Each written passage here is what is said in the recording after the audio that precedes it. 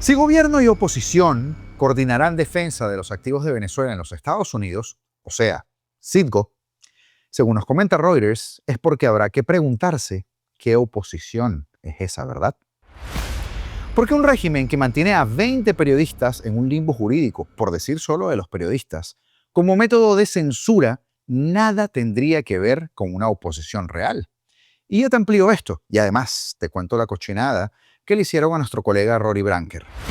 Sin embargo, diferentes sindicatos reiteran la convocatoria a la marcha del 9 de abril, o lo que es lo mismo, este jueves para Miraflores, con una sorpresa en la convocatoria, que usted ya verá. Y uno de los arquitectos de la política de Estados Unidos para Venezuela por parte de la administración de Trump ha hecho referencia a la transición que vivimos. Se trata de Joseph Omayer, y quienes frecuentemente ven este canal saben quién es. Y si eres nuevo, es, junto a Marco Rubio, quien mejor conoce las entrañas del régimen, y ya les digo o ya les muestro lo que ha dicho. Y un par de cositas más adelante. Así que quédate, porque este es el mapa informativo de las últimas horas. Y te lo cuento hoy, martes 7 de abril de 2026. Yo soy Augusto Navarro y este espacio se llama Apolítico. A ver, que se siente ese like comenzando el video, para que estos espacios sean los que tengan alcance en YouTube y no los videitos de inteligencia artificial con propaganda del régimen, ya usted sabe. Comenzamos. La política venezolana, tan dada a esos gritos de acera a acera y a esas diatribas televisadas, parece que ha encontrado por fin un oasis de paz en un lugar inesperado, los tribunales de Manhattan. Ante la jueza Sarah Nedburn, el fragor de la batalla ideológica se ha silenciado para dar paso a una solicitud conjunta de 45 días. El objetivo, decidir quién tiene la representación legal adecuada para defender a Citgo. Resulta curioso, por no decir cínico, observar cómo los muros que dividen al régimen socialista y a la oposición se vuelven casi de cristal cuando el patrimonio en juego corre el riesgo real de ser rematado por sus acreedores. Los medios convencionales lo llaman acercamiento, pero los que observan de cerca saben que es simplemente instinto de conservación. La trama tiene un giro irónico. La actual gestión de la oposición, Asamblea de 2015, envuelta en el manto de la interiana, se preparan ahora para intentar lo que otros no pudieron desde el propio Ministerio de Petróleo, o sea, del CISOLA. Ponerle el guante al 100% de las juntas directivas de las filiales de PDVSA en suelo estadounidense. Una especie de ajedrez financiero donde las piezas se mueven bajo la lógica de que, a puerta cerrada, los intereses hablan el mismo idioma, aunque en público se utilicen intérpretes distintos. A ver, de manera más simple, ni gobierno ni oposición son los mismos. La incertidumbre legal generada por los cambios de reconocimiento diplomático han dejado a Venezuela en una especie de limbo peligroso. Sin embargo, este vacío ha servido de excusa perfecta para que haya una tregua técnica. Mientras el país observa la polarización diaria en los pasillos judiciales de Nueva York, se acuerdan pausas y se alinean estrategias. En el fondo, la cuestión no es solo salvar a una refinería o cumplir con obligaciones financieras. El verdadero trasfondo es el control de la caja y el poder de negociación que Citgo otorga ante Washington. Si la colaboración actual logra detener ese embargo, la pregunta no será quién ganó la batalla judicial, sino bajo qué términos se van a repartir la influencia sobre esos activos una vez que el polvo se asiente. Al final del día, esos 45 días de pausa aprobados son mucho más que un trámite legal. Son una especie de recordatorio de que en la alta política venezolana, la enemistad es el espectáculo para la Cámara, pero el activo es la realidad que junta las ambiciones del chavismo rojo y del chavismo azul. El Colegio Nacional de Periodistas, seccional Distrito Capital, que presentó su balance actualizado sobre la situación de la libertad de expresión en Venezuela, que lo de libertad y expresión, alertó sobre la consolidación de mecanismos de control que asfixian el ejercicio profesional de esta bonita carrera. Qué raro, ¿verdad? Si a nosotros nos contaron que DECI era lo más moderado que había en el chavismo. Bueno, Según el gremio, el uso del sistema de justicia ahora se ha transformado en la herramienta de hostigamiento silencioso que busca paralizar la labor informativa. Es lo mismo que estaban haciendo antes, solo que ahora lo hace una mosquita muerta, como decimos en criollo. Te habla bajito, encoge los hombros, junta las manitos. Pero es igual de dictadora que el bailarín de Brooklyn, la Delcy Rodríguez. La mayor alerta institucional es sobre la situación de al menos 20 periodistas y trabajadores de la prensa que permanecen atados a procesos judiciales inertes, a terrorismo de Estado. El CNP denuncia que, pese a no existir pruebas concluyentes para juicios, el régimen se niega a dictar el sobreseimiento de las causas, manteniendo vigentes medidas cautelares que limitan la movilidad y los derechos civiles de ciertos comunicadores sociales. Por eso es que no quisieron, por ejemplo, liberar con una orden a los presos políticos, así como los secuestraron en su momento, porque burocratizaron la reparación de sus daños para entonces administrar el sadismo de Estado. Edgar Cárdenas, secretario general del CNP capitalino, señaló que esa situación constituye, por supuesto, una coacción deliberada. Al no cerrar formalmente las causas que tiene cada uno de estos periodistas, se condena al periodista a un limbo jurídico donde la medida cautelar no es un paso procesal, sino un castigo permanente. Lo mismo que están haciendo con muchísimos de los liberados o de los excarcelados. El objetivo es claro, forzar la autocensura en este caso, mediante la amenaza latente de reactivar el proceso en cualquier momento si dices algo que no me gusta. Tras un inicio de año bastante crítico, las cifras revelan una combinación de hostigamiento directo y bloqueo tecnológico. El reporte del CNP detalla que en enero hubo 16 detenciones arbitrarias y 15 deportaciones de corresponsales de prensa, y la presión del gremio no ha cesado. En febrero se documentaron 2 detenciones arbitrarias y 2 cierres de emisoras de radio, más 2 impedimentos de cobertura y un caso de intimidación. En marzo, que acaba de terminar, el balance refleja 3 casos de intimidación y 2 casos de hostigamiento directo. Pero tranquilos, que el petróleo se está vendiendo. A este panorama se suma el bloqueo de más de 50 medios digitales. No exageré, 50. Y una nueva amenaza en el ecosistema informativo. Esta proliferación nueva de falsos noticieros en YouTube, generados con inteligencia artificial, a los que nosotros, por ejemplo, combatimos diariamente sin tener el presupuesto de los narcos esos. Una batalla desigual, pero la verdad siempre gana. Según el Colegio Nacional de Periodistas, estos contenidos son utilizados para amplificar noticias oficiales narrativas en realidad y desplazar la información independiente, como lo que hacemos acá, creando una distorsión de la realidad nacional mediante herramientas tecnológicas. Y si eso a usted le indigna porque sabe qué pase, aproveche y dele like a este video, porque mientras más alcance tengamos los periodistas independientes y los que luchamos por los valores democráticos y por los valores humanos para todos, más difícil la van a tener ellos de salir victoriosos. Dele like. Bajo las consignas "informar no es delito" y "el periodismo venezolano no se rinde", la seccional Caracas reafirmó que su prioridad absoluta sigue siendo denunciar el acoso a los periodistas y acompañarlos en la lucha que resisten ante la censura. Y ahí estamos todos. Usted también juega un papel importante. Pero ahora, saltamos de un caso general a un caso específico para que usted vea cómo se traduce todo lo anterior. Porque nuestro colega Rory Branker denunció ayer lunes que el Estado venezolano rechazó su solicitud de amnistía, al tiempo que aseguró que continúa siendo sometido a un proceso judicial que considera injusto, por decirlo menos.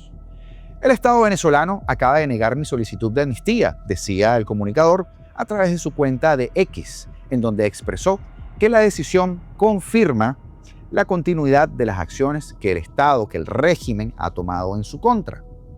Branker sostuvo que esta medida se produce tras una serie de hechos que calificó como graves violaciones a sus derechos, la misma situación que o muy parecida a los otros 20 periodistas que hablaba.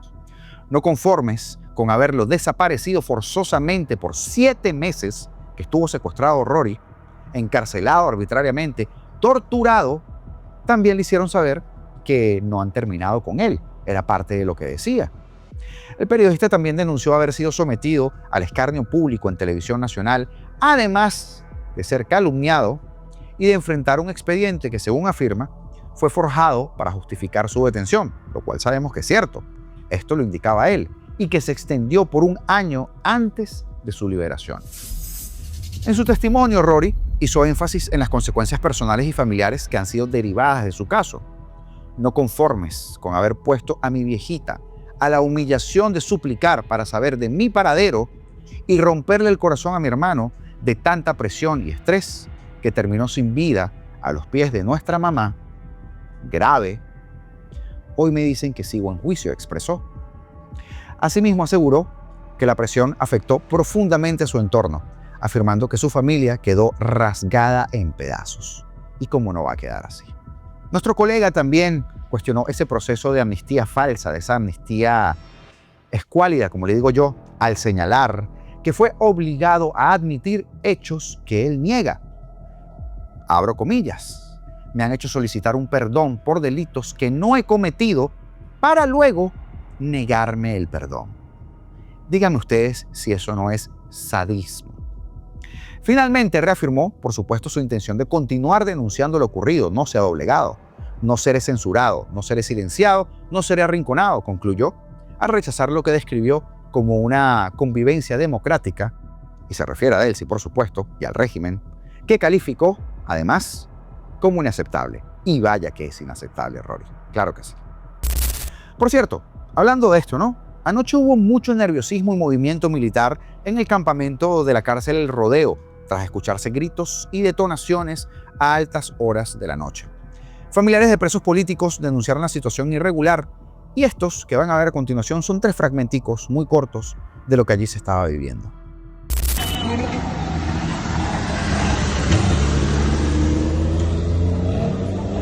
Calmate.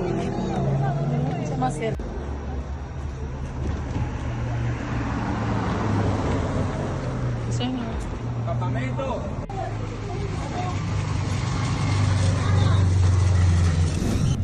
Como siempre, por supuesto, desde esta tribuna y desde otras, seguiremos pendientes de lo que sucede con todos nuestros presos políticos, porque hay que estar atentos y no callarnos nunca. Así como no se callan los sindicatos, trabajadores y hasta los estudiantes. Porque lejos de dejarse intimidar por el narcotraficante que juega a ser ministro, y ya usted sabe que me refiero al Diosdado Cabello este, distintos voceros reiteran el llamado a una marcha, a esa marcha, a Miraflores, este 9 de abril. Carlos Salazar, de la coalición sindical, lo ha dicho bastante claro.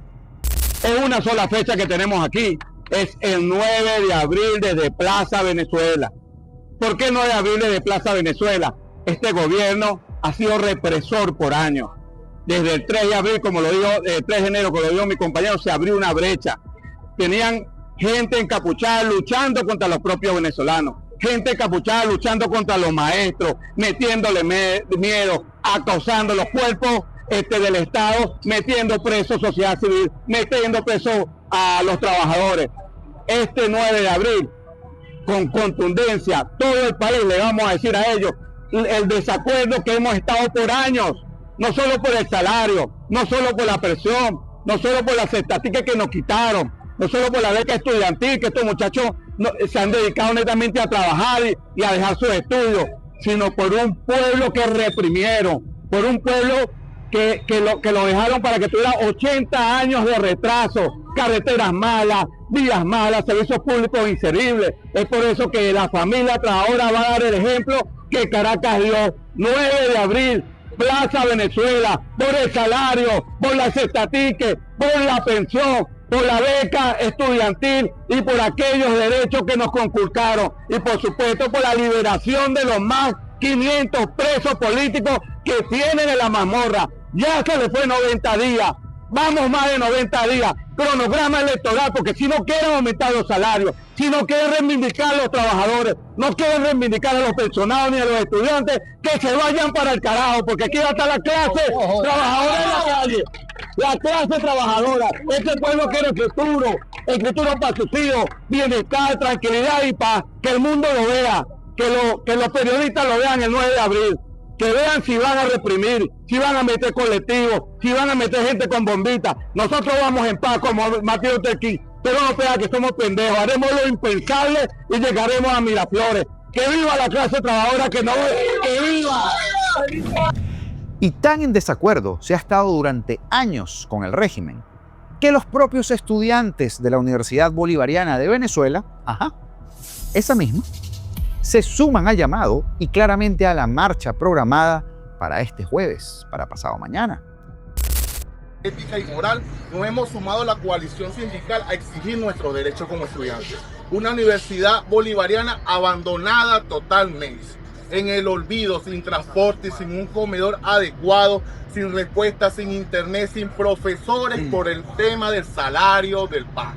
Es necesario hoy, y el llamado es a toda la población en general, no solamente a los estudiantes de la Universidad Bolivariana, a todos a sentirnos identificados, a sentirnos protagonistas de un cambio político de manera pacífica. Es el estudiante de hoy, el futuro del día de mañana. Así hoy nos sentimos identificados en sumarnos en una lucha de la manera más pacífica, pero de la manera más contundente y sin temor alguno a las persecuciones o señalamientos. Hoy es necesario a que la juventud venezolana, a que el estudiante se sienta identificado a sumarse a un cambio de manera pacífica y democrática. Y hoy mi persona, Alexander Rodríguez, hace el llamado a todos los estudiantes de la Universidad Bolivariana a levantar la voz por la recuperación de nuestra universidad, sin distinciones de razas o políticas, sin distinciones de colores. Es necesario entender que la universidad es del pueblo, no de un partido político o de un gobierno.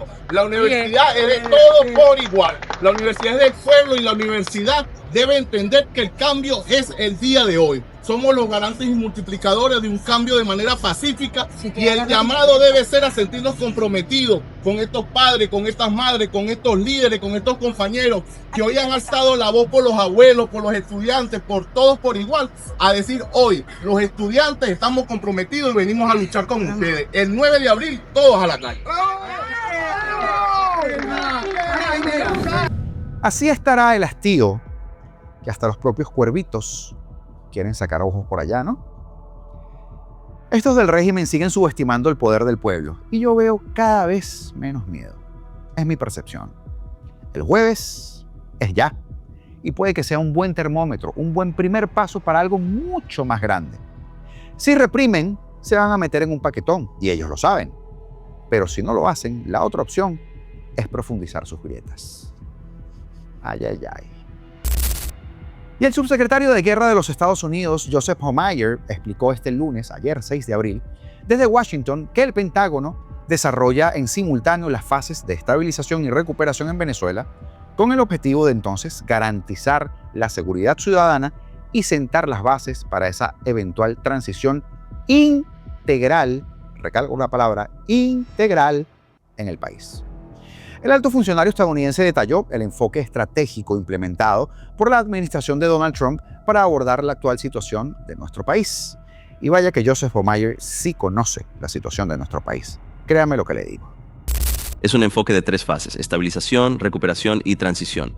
La estabilización y recuperación ocurren casi al mismo tiempo, de forma simultánea, pero la base es la seguridad. Así que todos los días estamos en contacto con el gobierno venezolano en diferentes niveles, en varios niveles, y a medida que hemos podido normalizar esa relación como con cualquier país, ya sabes, reconocer una embajada, tener una representación diplomática, puedes tener un compromiso persistente en múltiples niveles, porque simplemente no es práctico que un secretario, incluso un subsecretario, esté yendo constantemente y hablando con un solo país. Así que hemos logrado equilibrarlo y fundamentalmente con el tiempo lo que esperamos ver es que la situación de seguridad en Venezuela mejore, que la estabilización comience o se consolide. Y creo que las otras partes de la interagencia, el Departamento del Interior, el Departamento de Energía, el Departamento de Comercio, están muy interesados en atraer inversiones al país para que Venezuela vuelva a parecerse a lo que solía ser uno de los países más ricos de toda América Latina, y eso no fue hace tanto tiempo en la vida de algunas personas. Sabes, la gente recuerda cómo solía ser Venezuela en los años 80, 70, así que fundamentalmente se trata de avanzar hacia eso. Y luego la fase de transición es realmente difícil. Eso está un poco fuera de nuestro departamento. Nosotros realmente estamos enfocados en la fase de estabilización, pero como mencionaba, es un indicador de que hay que observarlo gradualmente cada día. Y estoy seguro de que tanto el presidente Trump como el secretario Rubio tendrán una buena comprensión de cuándo estaremos llegando a una etapa de transición y se lo harán saber a todos. Pero ahora mismo estamos buscando estabilizar el país. Pero por supuesto, además de este aspecto de seguridad, el plan involucra otras entidades gubernamentales que están interesadas en la reactivación económica del territorio venezolano. Instituciones como el Departamento del Interior, el Departamento de Energía y el Departamento de Comercio de los Estados Unidos, que buscan atraer inversiones, o llevar inversiones en este caso, para impulsar el desarrollo interno de Venezuela.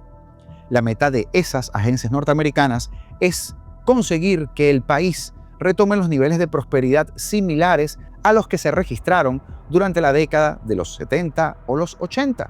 Y para eso hay que sacar una cosita de la ecuación: el chavismo. Respecto a la fase final del proyecto, Homayer advirtió que la etapa de transición representa un desafío complejo que por supuesto escapa de las competencias exclusivas del Pentágono, pero de un dronazo no pueden escapar, eso lo digo yo. Por lo que el anuncio de los avances definitivos recaerá sobre las máximas autoridades políticas, ojalá y sea del cielo. Pero ahora mismo, como decía, buscamos estabilizar el país, subrayaba el vocero, quien proyectó un escenario futuro con mejoras sustanciales para la población en comparación, por supuesto, a la crisis previa, pero es que en comparación a lo de antes, bueno, casi cualquier cosa.